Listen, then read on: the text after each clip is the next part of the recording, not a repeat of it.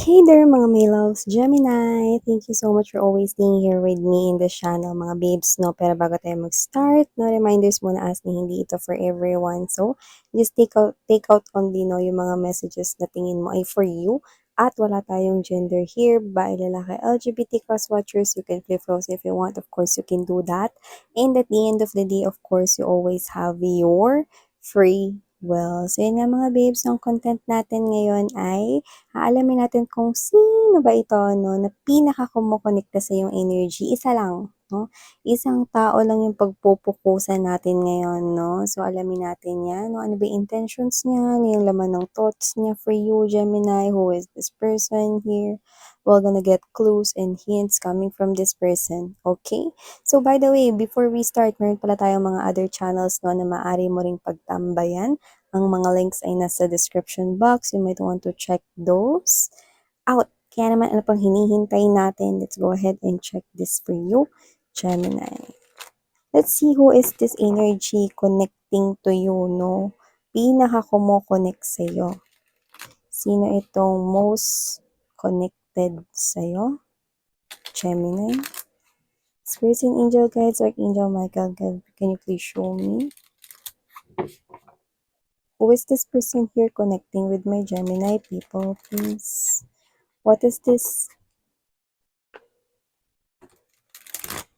intentions, thoughts, possible plans or actions? Can you please show me? Who is this person here most connected to Gemini's energy?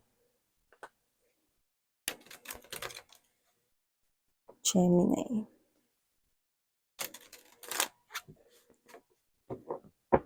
Okay, Gemini, let's go ahead na ilatag muna natin na bago natin tuluyang i-read ang messages here. So we have here for you guys this Hermit energy, Page of Wands energy, Eight of Wands, oh, Fortune's Wheel, oh, okay, Ten of Swords, Four of Coins right here, Tower, Ten of Coins. Whoever this individual is, this individual here is coming, no, mula sa malayong lugar. Pwedeng physically far away sa'yo tong person na to. Pwedeng nagtrabaho siya, no, dahil sa work niya, no, kaya matagal kayong hindi nagkita. Pwedeng LDR kayo nitong person na to, no, pero pauwi na siya, baby. Ten of Coins and the Ten of Cups, no, ay present rito, no, in Four of Wands energy. Kung hindi pa kayo kasal, nakikita ko, no, na magpo-propose sa'yo itong person na to. Meron ditong marriage proposal or engagement na mangyayari sa pagitan ninyong dalawa, no, and you will be surprised with this one, no, like, pwedeng marinig mong literal, no, na ayaw ka na niyang pakawalan here, no. So, nag-ipon siya, no, because of work, no. Nag-ipon siya rito, no, para makasama niya na kayo. At kung married kayo with this person here, iso-surprise niya kayo rito, whether you have kids or wala pa, no, pero married na kayo para sa iba. Nakita ko rito, uuwi na siya para makasama niya na kayo or makumpleto na kayo as a family kung may mga anak naman na kayo with this person here. So, kung sino man to, Gemini, nakikita ko rito, no, na kung kayo ay boyfriend or girlfriend na, no, posible talaga na sa pagbalik niya rito, no, ay hindi niya talaga kayo pakawalan. Like, this person here wants you to carry his or her apelyido. Wala tayong gender here, pwede magkapalit-palit dito yung roles. Pero kung sino man siya, no, gusto niya rito na maging pamilya na kayo. Yan, no? So, nakikita ko yan, no? Kung mag-boyfriend and girlfriend pa lamang kayo.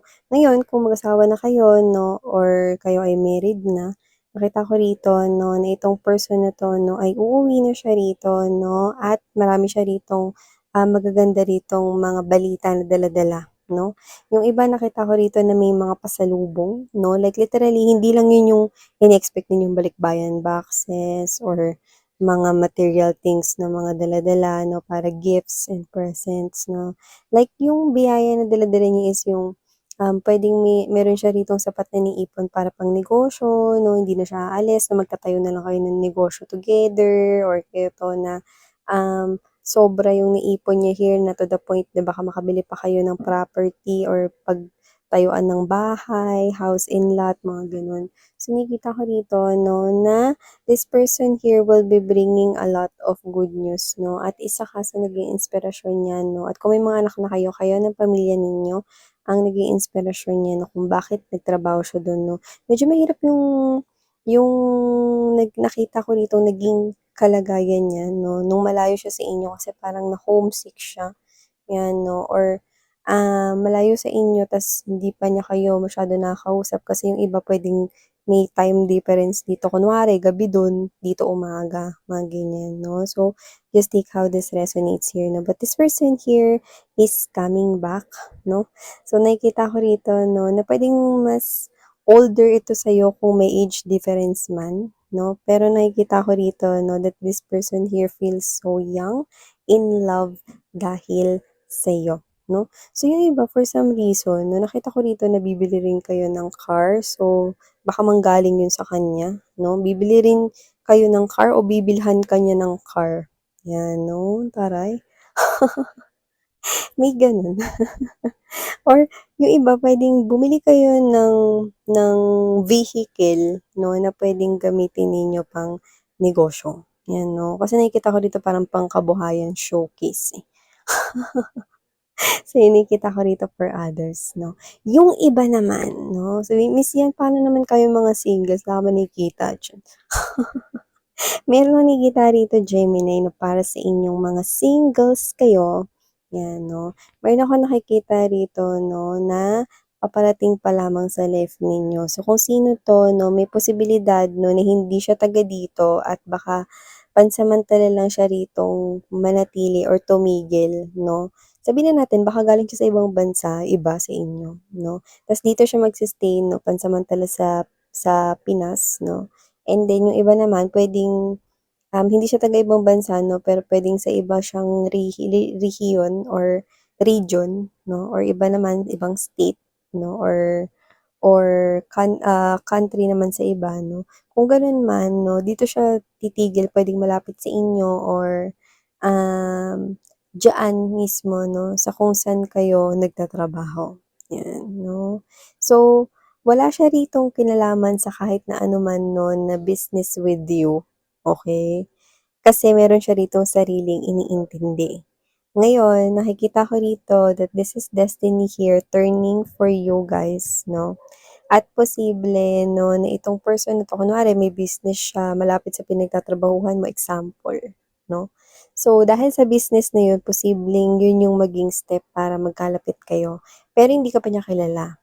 Like clueless pa siya rito, pero ito na yung person na nakikita kong pakakasalan mo dahil lumitaw dito ang Ten of Coins energy at Ten of Cups. This is building a happy family, home with, and Ten of Pentacles, this is something here that stays stable and will be permanent here in your life.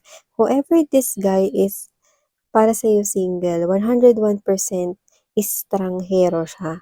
Pero wala kang kamalay-malay na yang estranghero na yan pala 'no, ang gugulat sa iyong damdamin, yan oh. Sa iyong damdamin or sa iyong puso 'no, right here. So, kung sino man 'tong person na 'to, nakikita ko rito 'no, nabubulagain ka na lamang nito Gemini 'no. So, nakikita ko dito iba, baka estudyante diyan 'no, puwedeng bagong kaklase, transfer 'no, pansamantala 'no, or whatever. 'Yan, yung nakikita ko rito 'no. Yung iba, puwedeng hindi hindi naman student 'no, pero puwedeng sa school 'no, nakita tayo ng school kasi 'no, nagtatrabaho, 'yan. Just take how this resonates 'no, pero nakikita ko rito na itong person na 'to 'no is, ikaw yung masosorpresa kung ikaw yung single 'no. Kasi darating siya dito sa buhay mo at hindi mo akalain 'no, na siya pala yung tao rito 'no na, makakasama mo for the rest of your life, 'di ba? Tapos yung iba naman diyan 'no, nakasal kayo, wala kayong kamalay-malay 'no, na na nakapag-ipon talaga ng bongga 'no, yung asawa mo sa ibang bansa or dahil sa trabaho niya 'no, sa malayo 'no, at dito meron na kayong, pagkakakitaan showcase. 'No, taray ta's yung iba may pagbili pa talaga dito ng kotse, yung iba baka pang-deliver yun, may gano'n tayong nakukuha 'no.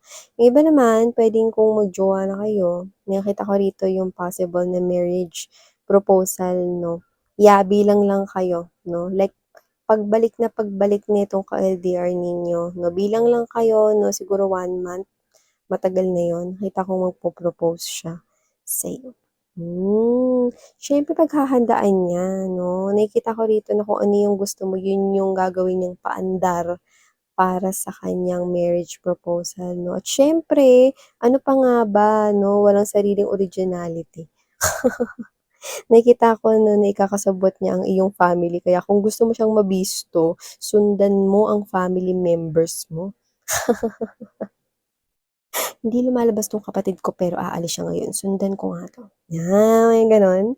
So, nakikita ko rito mga babes 'no, na kung sino man ito, seryosong-seryoso talaga siya in taking this connection to the next level. So, this person here is connecting to you strongly kasi nga may pa-surprise, 'di ba? At saka itong tao na 'to is very significant kung single ka kasi siya na yung end point mo 'no, siya na yung huli rito 'no, na makikilala mo kasi siya na yung, nakikita kong magiging partner in life mo, 'yan. So, claim this beautiful message right here, Gemini, kasi ang ganda ng nakikita ko here for you guys. This person here 'no, nakikita ko rito na hindi ka na niya pakakawalan pa at gusto niya rito na maging family kayong dalawa 'no. Ishe-share niya sa'yo rito 'no kung anong meron siya at poprotektahan niya rito 'no sa anuman 'no, na mga ewan ko kung bakit parang may nakuha ko ritong intriga or mga tsismis issue, either sa side mo or sa side niya 'no, poprotektahan ka raw niya sa mga issues na ganyan.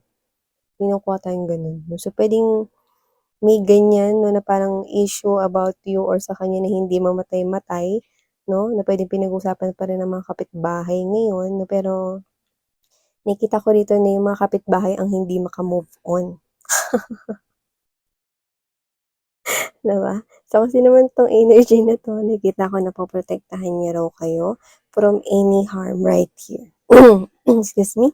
So, yeah, these are all the messages right here we've got from your, reading, Gemini. Thank you so much for your time spent here and sarang heyo, love and light. Annyeong.